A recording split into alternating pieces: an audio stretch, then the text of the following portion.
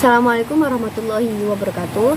Perkenalkan, nama saya Eka Novianti dari kelas 2 PAIG yang akan memaparkan tentang materi filsafat fenomenalisme, positivisme, dan postpositivisme. Yang pertama ada filsafat fenomenologi. Filsafat fenomenologi adalah sebuah aliran dalam filsafat yang berfokus pada studi tentang fenomena atau pengalaman yang dialami oleh individu secara langsung. Filsafat ini pertama kali dikembangkan oleh Edmund Husserl pada awal abad 20. Salah satu konsep utama dalam filsafat fenomenologi ini adalah reduksi fenomenologi, yaitu suatu proses di mana peneliti memusatkan perhatiannya pada objek atau pengalaman itu sendiri tanpa terpengaruh oleh pengetahuan atau pandangan sebelumnya. Jadi hidup yang kita lihat hanyalah penampakan saja, sejatinya masih belum kita ketahui dan masih harus kita gali. Jadi apapun yang kita lihat adalah sebuah representasi, bukanlah sebuah hakikatnya. Pada filsafat ini ada beberapa pendapat dari ilmuwan Kant, yaitu yang pertama ada manusia hanya mengenal fenomena, bukan nomena. Nomena itu sesuatu hal yang belum dikenai persepsi oleh setiap individu. Yang kedua, tidak ada sesuatu yang apa adanya, jadi tidak ada hal yang nomena, karena segala sesuatu yang sudah masuk dalam persepsi dikatakan sebagai fenomena. Sedangkan menurut Husserl, manusia mengenal realitas karena tidak ada yang menghalangi antara realitas dengan manusia. Yang kedua, ada suatu hal yang apa adanya. Jadi antara Kant dan Husserl ini saling berbanding terbalik.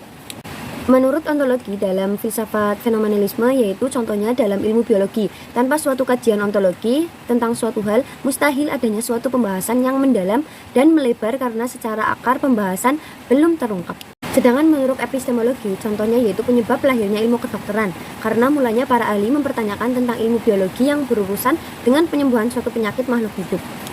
Yang ketiga ada aksiologi, yaitu penerapan sederhananya pada ontologi kursi. Ontologi kursi adalah realitas tentang kursi. Menurut Plato, realitasnya adalah ide atau gambaran yang membuat kita selalu mengenal tentang kursi. Begitu banyak bentuk atau model-modelan kursi, namun ide tentang kursi inilah yang membuat kita tetap mengenal bahwa itu adalah kursi meskipun bentuknya kadang berubah-ubah. Yang kedua ada filsafat positivisme. Filsafat positivisme yaitu suatu aliran filsafat yang menyatakan ilmu alam sebagai satu-satunya sumber pengetahuan yang benar dan menolak aktivitas yang berkenaan dengan metafisik. Filsuf yang menyatakan filsafat positivisme ini yaitu ada Auguste Comte yang dijuluki dengan bapak positivisme. Menurut positivisme, tugas filsafat bukanlah menafsirkan segala sesuatu yang ada di alam. Tugas filsafat adalah memberi kejelasan logis terhadap pemikiran. Maka dari itu, filsafat bukanlah teori, filsafat adalah aktivitas. Ada beberapa ciri-ciri dari filsafat positivisme, yaitu yang pertama bersifat objektif atau bebas nilai, yang kedua ada fenomenalisme, yang ketiga ada nominalisme, yang keempat reduksionalisme, yang kelima naturalisme, dan yang keenam mekanisme. Penerapan filsafat positivisme dalam ontologi yaitu menyatakan bahwa realitas ada dalam kenyataan yang berjalan sesuai dengan hukum alam.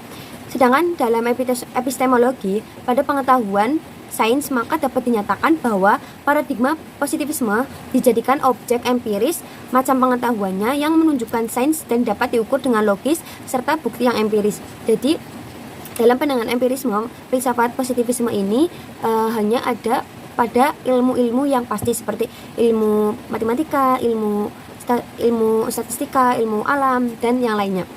Yang ketiga ada aksiologi. Aksiologi ini merupakan nilai dan etika. Sedangkan dalam filsafat positivisme ontologi yaitu pembatasan dalam pembahasan tentang nilai dan etika dalam konteks ilmiah.